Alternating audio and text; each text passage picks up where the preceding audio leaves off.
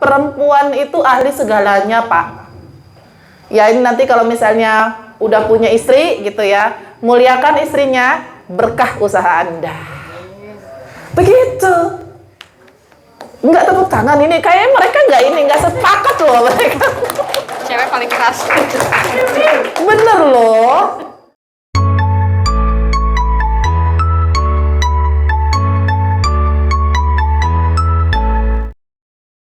Lagi-lagi hari Minggu beraktivitas. Ini hari Minggu. My God. Ini hari Minggu loh.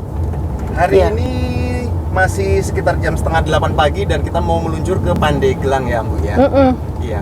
Ini sebenarnya kalau kau mendapat tugas atau mendapat undangan pada hari Minggu itu, seorang Ambu Asih itu sebenarnya boleh-boleh saja kan menolak kan, atau bagaimana sih? Karena mungkin iya. keluarga atau bagaimana sih? Emang biasanya menolak. Oh begitu. Iya, Ini emang kalau untuk Sabtu Minggu biasanya ditolak gitu. Nah, tapi ini berbeda karena yang bikinnya, yang undangnya adalah teman-teman baik saya gitu. Jadi ada satu kondisi yang oke lah gitu. Yes.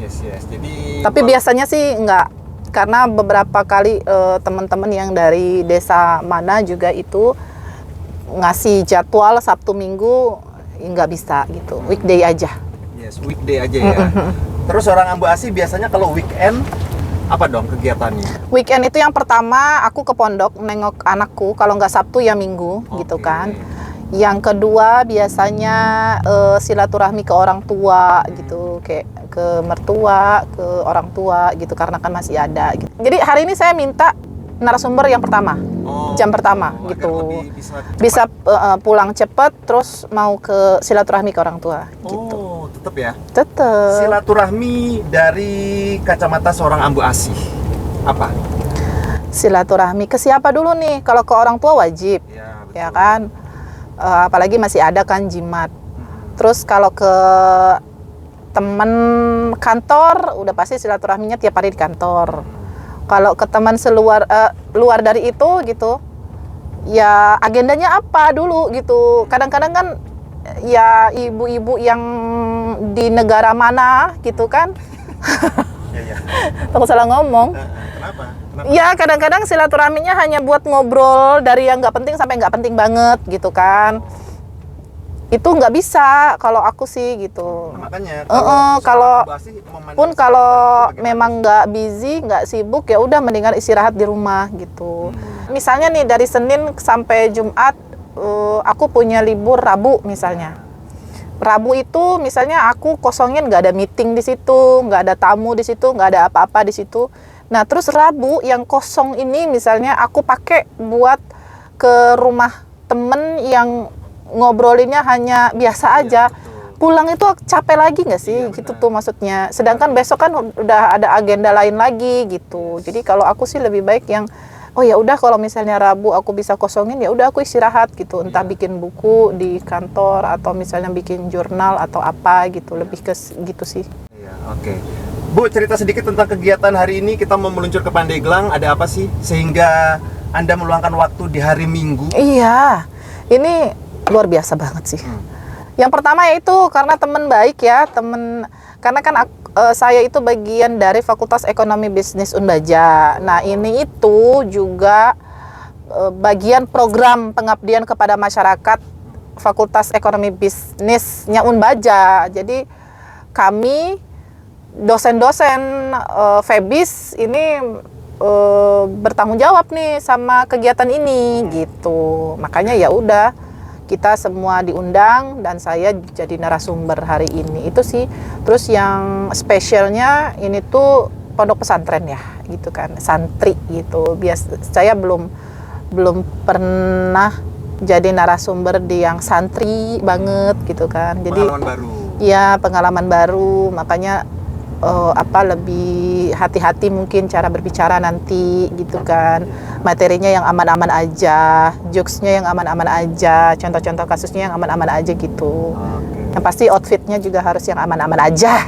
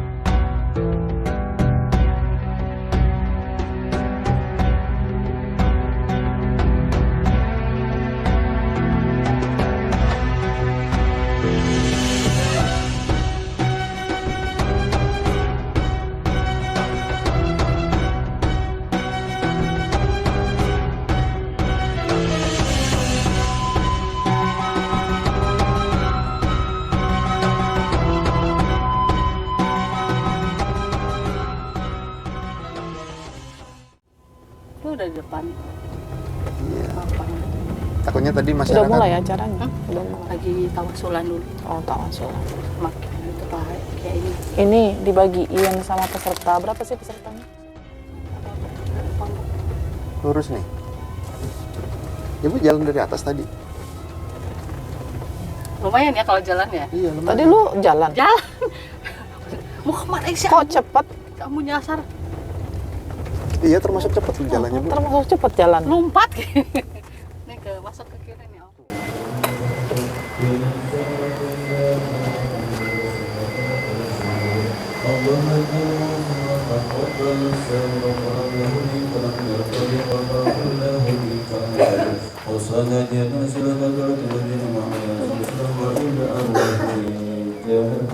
بشفاعة رسول الله صلى الله عليه وسلم فاغفر لهم وارحمهم وآمنهم وارحمهم الله ولا تحرم أجرهم ولا تفتن بعدهم واغفر لهم ولإخواننا الذين سبقوهم وتعذبهم بكم القيامة بشفاعة رسول الله صلى الله عليه وسلم ربك رب العزة عما يصفون وسلام على المرسلين والحمد لله رب العالمين. الفاتحة. بسم الله الرحمن الرحيم الحمد لله رب العالمين.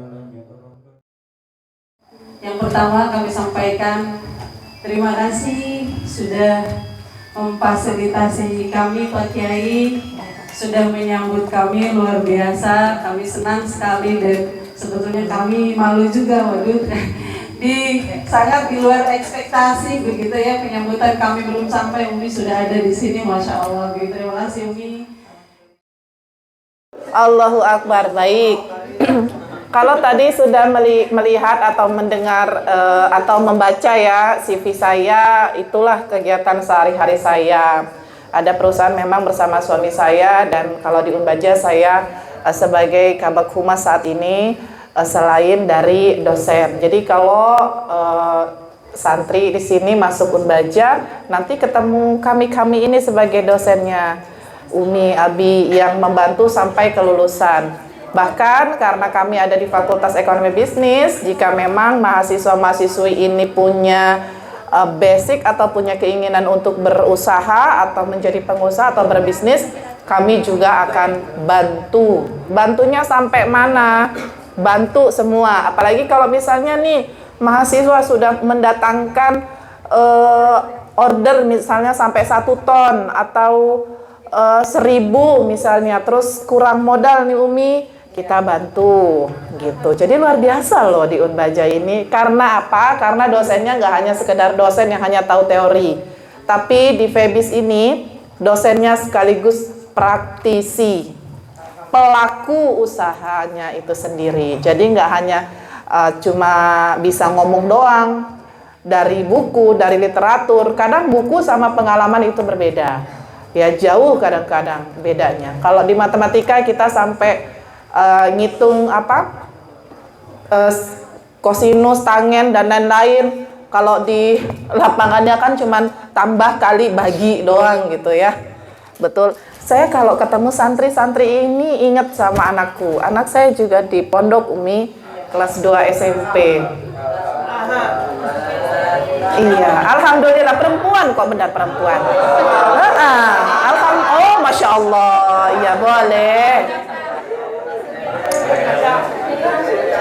Berseri-seri kali yang laki-laki ya. Gitu.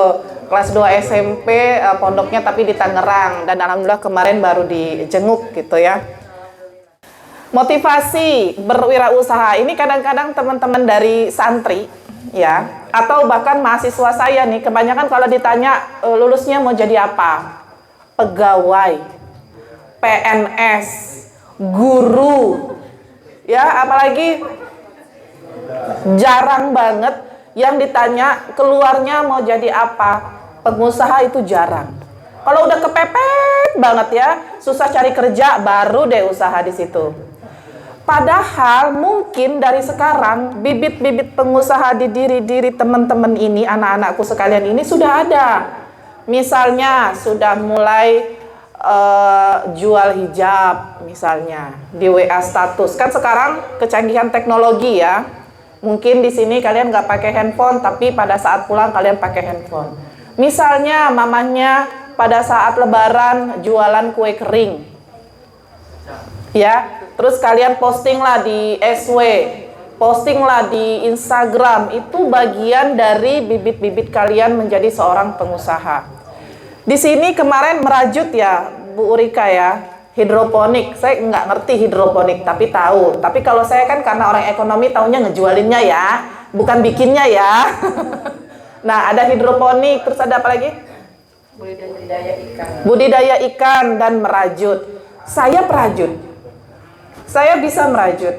Dulu pada saat saya hamil, ya hamil anak kedua. Jadi waktu hamil anak pertama, kan nggak kerja ya saya. Itu saya bikin kerajinan mote. Tahu mote-mote? Manik-manik. Manik-manik yang bisa buat tas ya Umi ya. Bisa buat tas, bisa buat gantungan kunci, bisa buat tempat tisu. Nah, saya bikin itu.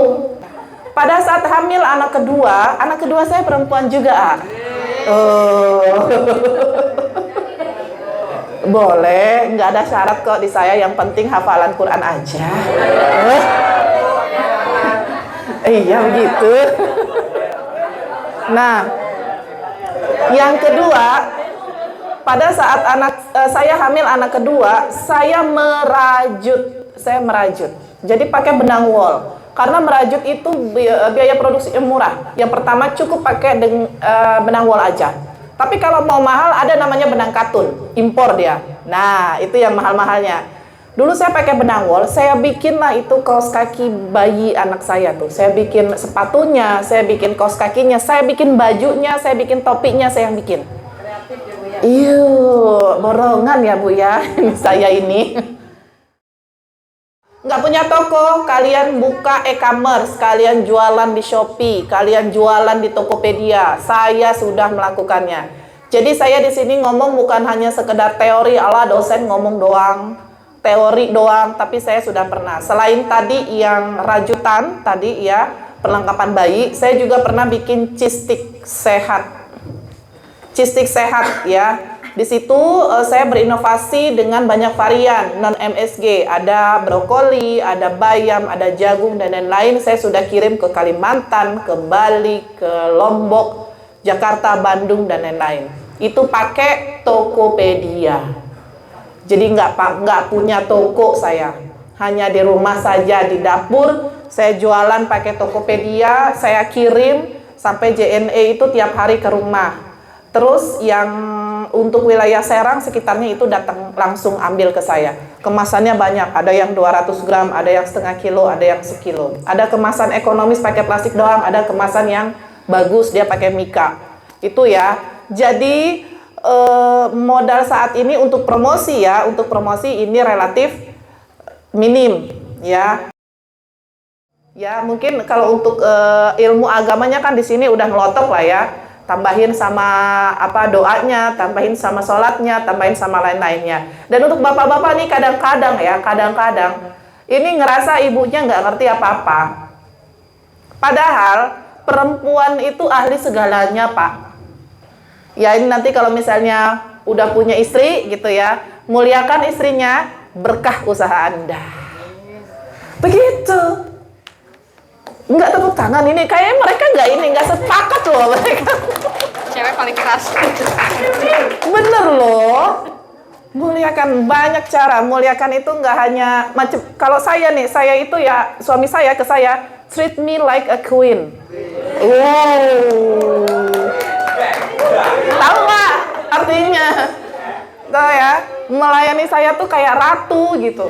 Bahkan kalau sahur, dia udah nyiapin makanan semuanya, saya dibangunin, Ambu sahur. Saya dipanggilnya Ambu ya, suami saya dipanggilnya Abah. Ambu sahur. Geleng-geleng kepala. Amin gitu, Neng. Amin, Neng. Miss Lona nih yang tahu, bener. Miss Lona tuh tahu banget gimana Abah itu melayani saya. Nggak pernah dia marah sama saya, nggak pernah. Marah aja nggak pernah, apalagi ngejiwit, nggak pernah. Alhamdulillah. Jadi saya pernah nanya sama Abah ya, kok kamu begini ya ke saya, dia bilang. Terus dia bilang, iya kata dia, keberkahan itu memang dari melayani istri. Dia bilang, oh so sweet. Cie, Abah. Ya, tanya sama Umi deh, bener. Nih kalau bapak-bapak nih yang calon bapak-bapak ya, ini calon bapak-bapak. Kalau surganya, kalau di rumah bapak-bapak ini calon bapak-bapak nggak melayani istrinya capek apa segala macem, udahlah nggak enak kalian pulang ke rumah, bener deh. Bener nggak enak kalian pulang ke rumah, udah nanti anaknya dijiwit apa segala macem, wah udah uring-uringan. Karena kan katanya surganya rumah itu dari istri loh. Yuk muslim dan muslimah Pandeglang, kita tumbuhkan usaha di Pandeglang. Bahkan kalau bisa kalian bisa go nasional, go internasional. Muslim semakin jaya di dunia dan akhirat. Amin. Terima kasih atas waktunya Umi dan Pak Kiai. Terima kasih Bapak-bapak sekalian. Terima kasih Miss Lona, Bu Rika, adik-adikku yang cantik, yang gagah. Terima kasih. Semoga ilmu ini bermanfaat dan saya mohon maaf ya untuk banyak salah laku dan santun ya. Dan tentunya ke depan semoga kalian juga tetap semangat. Amin. Dalam hal apapun ya, dan jodohnya dientengkan, dimudahkan. Amin yang kenceng dia doang, udah mau nikah nih Umi kayaknya nih. Terima kasih. Assalamualaikum warahmatullahi wabarakatuh. Waalaikumsalam warahmatullahi wabarakatuh.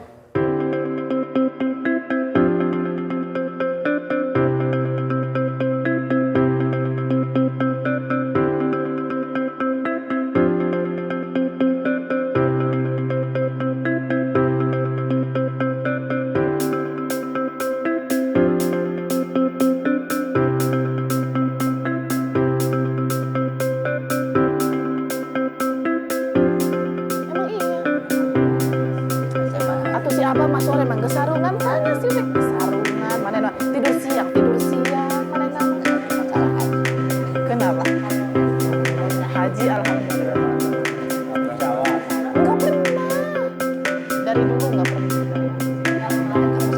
Kenapa haji? Iya mahal. Naikin Pak Haji menang.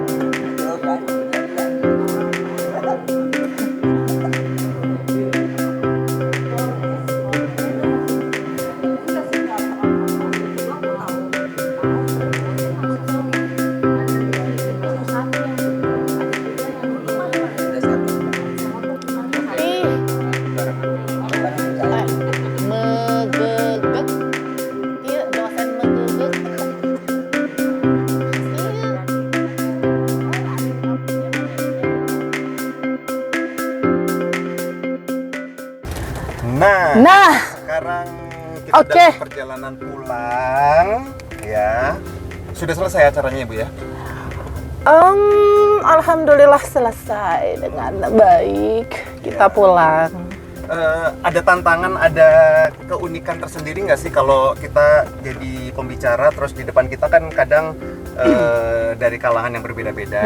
Nah kalau hari ini kan adik-adik tuh.